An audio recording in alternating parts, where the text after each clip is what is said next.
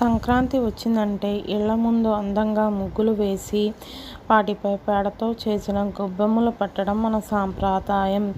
అసలు గొబ్బెమ్మలు ఎందుకు పెడతారు, వాటి వెనక ఉన్న చరిత్ర ఏంటి అనేది ఈ వీడియోలో తెలుసుకుందాం.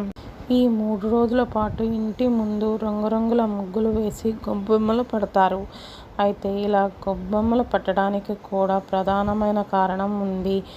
యువతులు ఆవు పేడతో గొబ్బెమ్మలు చేసి వాటిని రంగురంగుల పూలతో, కుంకుమ, పసుపు బొట్లతో అలంకరించి ముగ్గు మధ్యలో పెడతారు. ఇలా గొబ్బెమ్మలు పెట్టడం గోపికా స్త్రీల రూపాలకు సంకేతంగా భావిస్తారు.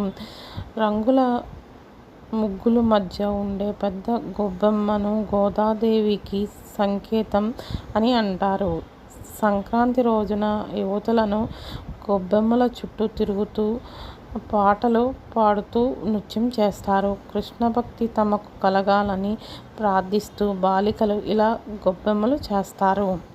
అయితే ఇలా గొబ్బెమ్మలు చేయడానికి శాస్త్రీయ పరంగా కూడా ప్రధానమైన కారణం ఉంది. సాధారణంగా గొబ్బెమ్మలను ఆవు పేడతో తయారు చేస్తారు.